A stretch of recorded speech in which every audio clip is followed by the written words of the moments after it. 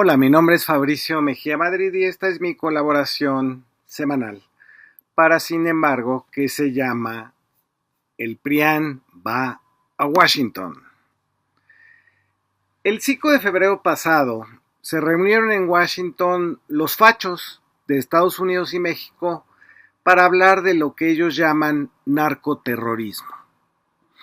Eran las 9 de la mañana y me eché las 3 horas y cacho de transmisión en vivo que hicieron.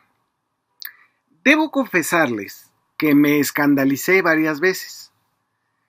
Un primer shock fue ver a los mexicanos que fueron, algunos de ellos representantes electos en el Senado, la Cámara de Diputados o en la Ciudad de México, con la mano derecha en el pecho, volteando a las dos banderas de Estados Unidos que había en el escenario y murmurando con el resto del público el juramento de lealtad, que dice: juro lealtad a la bandera de los Estados Unidos de América y a la república a la que representa, una nación bajo Dios, indivisible, con libertad y justicia para todos.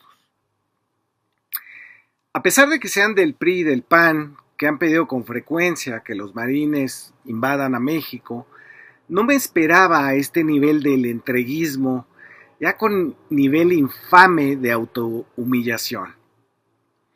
Estaban ahí denigrándose como mexicanos, gente como Federico Doring del PAN, Mario Cepeda Gastelum del PRI, Manuel Andrade del PRI, Raúl de Jesús Torres Guerrero del PAN, Juan Iván Peña Nader, que quiere hacer un partido para Trump en México, Rosy Orozco del PAN, pero también Beatriz Pajés y Alarraqui de Atypical, Jorge Fernández Menéndez, que acaba de firmar un libro con Julio Scherer Ibarra, implicados todos en una ceremonia donde se le jura lealtad a los Estados Unidos.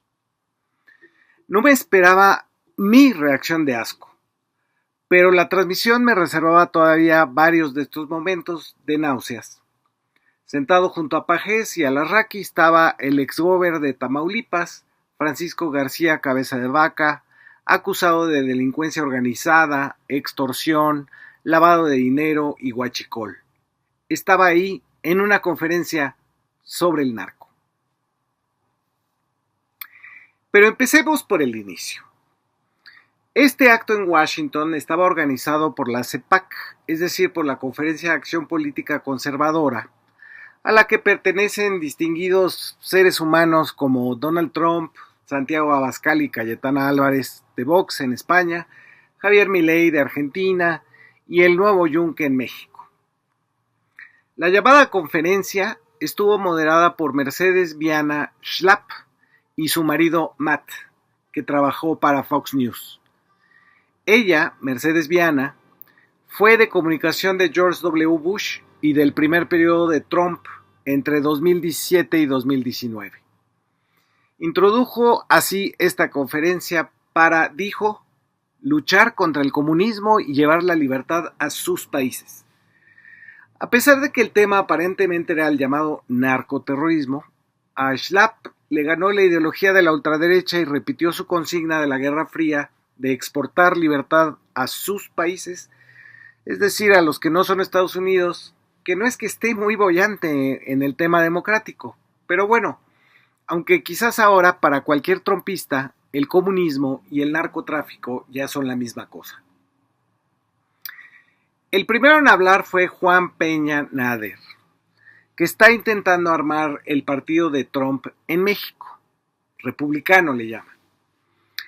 Peña Nader fue el que tramitó los permisos y estaba a cargo de haber supervisado la operación del Casino Royal de Monterrey, el mismo que incendiaron los Zetas el 25 de agosto de 2011 y que dejó a 52 personas muertas. Peña Nader obtuvo la licencia de ese y otros casinos para la empresa Simsa, aprovechando que tenía un puesto en la Secretaría de Gobernación en el siniestro sexenio de Felipe Calderón, que le permitió extorsionar a los casineros a cambio de que la Dirección de Juegos y Sorteos les entregara permisos llamados espejo, porque eran falsificaciones de los originales. Actuaba de la siguiente manera. Nader daba permisos de casino a lugares que no contaban con las condiciones para tenerlas, alegando que eran extensiones de otro permiso ya entregado. Así, sin supervisión de ningún tipo, salvo el dinero que presuntamente le entregaban para clonar estos permisos, se permitió la operación de casinos como el Casino Royal, que no tenía salidas de emergencia ni equipo contra incendios. Bajo la protección de Abraham González Ulleda, quien fuera el encargado de despacho después de la muerte de Juan Camilo Muriño en 2008 en la Secretaría de Gobernación, siguió con sus actividades criminales con Fernando Gómez Moll. Y el permiso al Casino Royal era producto de la corrupción de la Secretaría de Gobernación del sexenio de Calderón, y al dueño del casino, Raúl Rocha Cantú, me lo exoneró un juez en Nuevo León. Ahora Rocha Cantú está prófugo de la justicia porque también está implicado en tráfico de armas y en el huachicol. Pero volvamos a Peña Nader, el que habló primero en esta conferencia de los fachos. Estuvo 2 años en prisión por haber violado a su esposa, Talía Vázquez, y salió libre en 2013. En esos años, al final del sexenio de Calderón, Acción Nacional recibió dinero de los casineros, en especial de Juan José Rojas Cardona, llamado el zar de los casinos, para financiar sus campañas electorales. Gustavo Madero fue acusado internamente de ello, así como Rodolfo Dorador, diputado panista del 2012 al 2015, y Jorge Villalobos, diputado plurinominal en esa misma legislatura. La empresa de Peña Nader, Producciones Móviles y Exciting Games han sido vinculadas por la UIF al lavado de dinero de Genaro García Luna a través de sus empresas Numvav en Panamá, con $600 millones provenientes de los gobiernos del PRI y del PAN. Nader ayudó a lavar el dinero que provenía de los permisos ilegales de los casinos, como el Royal, y depositaba en cuentas de empresas fachadas en México. De ahí, el dinero brincaba a empresas en Panamá y Barbados. Los empleados y abogados que trabajaron para la red de casinos de Peña Nader también aparecían en las actas constitutivas o como apoderados de las empresas ligadas a García Luna. Ambos grupos utilizaban a los mismos jueces y despachos para obtener amparos. A García Luna lo ayudaban para evitar auditorías a sus contratos de seguridad, y a Peña Nader y los casineros los usaban para reabrir casinos clausurados. Uno de los jueces es Luis Armando Jerezano Treviño, que otorgó el permiso para el Casino Royal y que fue investigado por la DEA. Los despachos de abogados que gestionaban los permisos de clonación de casinos eran los mismos que defendían los intereses inmobiliarios de García Luna y sus socios. Se menciona al despacho de Roberto Correa Méndez, que era, no me lo van a creer, el que firmaba los permisos falsos de los casinos en la Secretaría de Gobernación. En fin, que este es el que va a luchar contra el narcoterrorismo y que pertenece a la prestigiosa red de empresas que lavaron dinero para Genaro García Luna. Ahí no más. Pero bueno, sigamos con lo que este honrado ciudadano mexicano dijo en la conferencia, en un inglés que se aproximó en sus mejores momentos al de Peña Nieto y Xóchitl Gálvez. Lo que Peña Nader pudo expresar es que él cree que en Nuevo León hay una clase media que está alineada, así dijo, con Estados Unidos, y que él quiere que las nuevas generaciones tengan una mentalidad NAFTA, es decir, del Tratado de Libre Comercio. No comments.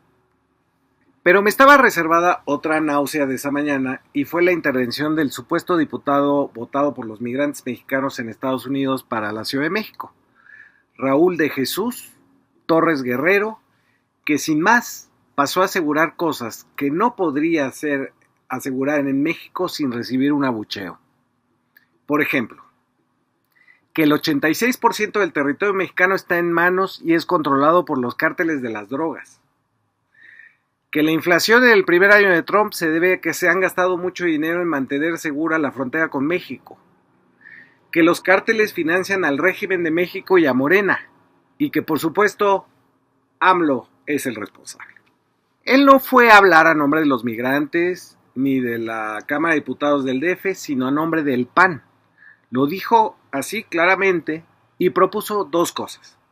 Una, que se vuelva al Plan Mérida, es decir, al que permitió que entraran más de 2,000 armas a México con Rápido y Furioso y que al final se les perdieron. Aseguró sin que le temblara el párpado izquierdo que hay 5,000 autoridades de Morena vinculadas a los cárteles, que los jueces que elegimos son narcos, que la propuesta de reforma electoral solo beneficia a los narcos. La segunda propuesta del panista fue que se incluya lo que él llamó una cláusula democrática, así dice, en el Tratado de Libre Comercio, que se está revisando con Trump y Canadá. Según él, debe disolverse el tratado si el gobierno de México tiene vínculos con el crimen organizado. No dijo por qué no contemplaría su propuesta que el gobierno de los Estados Unidos o el de Canadá tuvieran vínculos con el crimen organizado. Solo sería México el culpable.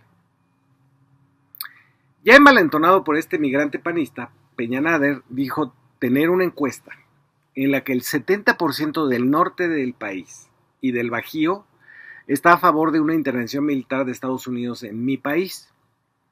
Digo mi país porque a estas alturas estos dos ya se habían fugado a su nueva patria de las barras y las estrellas. Nader también trató de vincular la muerte de Carlos Manso en Uruapan a Morena y otra vez a López Obrador, pero ya el auditorio estaba un poquito distraído. Entonces, para finalizar, terminó asegurando que el 30% de la economía mexicana le pertenece al narco, que los programas sociales convierten en empleados del gobierno a quienes lo reciben, se atrevió a decir eso, y que en un mes el gobierno estará en bancarrota porque no hay manera de sostener los apoyos directos. Nader propuso una alianza con las iglesias evangélicas en México y con una parte de los católicos para una coalición PRIAN-republicanos. Vino entonces un desfile de MAGA y trumpismo ya muy desaforado. Tomó el escenario Kat Cammack, que se dijo muy emocionada de que finalmente alguien le pusiera atención a nuestro patio trasero. Así se refirió a México y a América Latina, como en los peores tiempos de la doctrina Monroe. Ella, Kat, que es representante en su cámara por Florida, expuso dos de sus paranoias como si fueran reales. Trajo al escenario un botecito con brazaletes que supuestamente recogió en la frontera con México y aseguró que cada uno tenía un color distinto dependiendo del cártel de la droga que enviaba a los migrantes sin papeles a pasar la frontera. Alzó el brazalete como si fuera una demostración inatacable de su fantasía. Luego, ¿por qué no?, pasó a asegurar que durante la administración de Joe Biden se usaron fondos de desastres para financiar a unas iglesias católicas que luego le dieron dinero a los migrantes mexicanos para que se pasaran la línea fronteriza. Y para rematar su locura, dijo que China era la que realmente estaba detrás de los asesinatos de niños y niñas en Estados Unidos. Igual de lunática sonó, válgame el juego de palabras, Paulina Luna, otra representante de la Cámara por Florida. Ella, quien ha asegurado en otras ocasiones que tiene contacto con, cito, seres interdimensionales, dijo que unos, cito, billonarios marxistas de China fueron los que le regalaron banderas mexicanas a quienes protestaban contra las detenciones ilegales del ICE en Estados Unidos. Dijo también que ningún turista puede venir a México sin antes contratar seguridad personal. Quien fuera fiscal general de Florida, nuevamente, Ashley Moody, pasó a rematar todo cuando afirmó que el fentanilo es un arma de destrucción masiva y que tanto China como Venezuela estaban en esa trama de detonar sobredosis en sus calles. Una cantante salvadoreña llamada Fabiola Bukele fue a hablar de la dictadura de El Salvador con estados de excepción perpetuos y pidió que México replicara lo que ha hecho Bukele en El Salvador. No hay paz sin fuerza, dijo la forista antes de que tomaran el escenario, ahora sí, Alas Raqui, Mario Zamora Gastelum del PRI, Jorge Fernández Menéndez de TV Azteca y el asesor de Milei y ahora de Salinas Pliego, Javier Negre.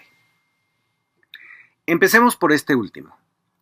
Negre aseguró que por culpa del detector de mentiras de la mañanera tuvo que salir de México, donde había sido contratado por Salinas Pliego para acabar con los zurdos de mierda.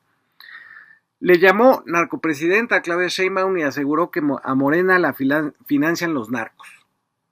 Seguramente él, que es español, no sabe que el financiamiento público a los partidos en México es de acuerdo a la votación que se obtiene y que por supuesto Morena no necesitaría financiamiento externo. Pero ya luego se relajó Negre y habló mal de Bad Bunny y bien de Laisi.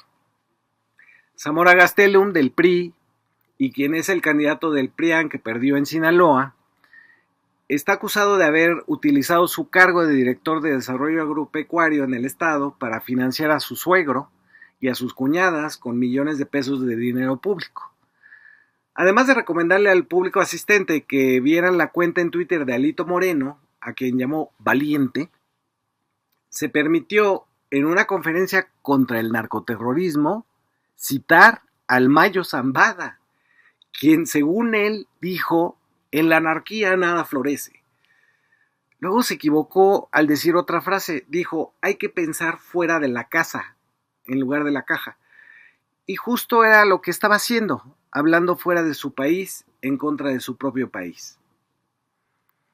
En el carnaval de sandeces y necedades en que se convirtió ya el final de esta conferencia, por si faltara, extraigo lo que aseguró Alarraqui.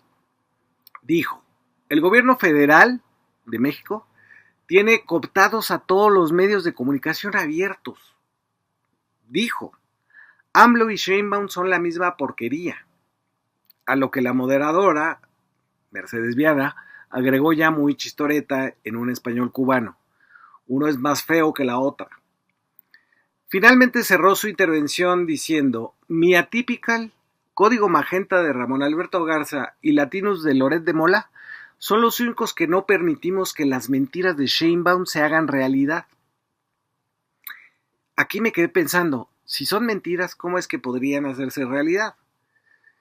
¿Que la mentira no es por definición no real? Vaya usted a saber, estos son los de la verdad, ya es irrelevante.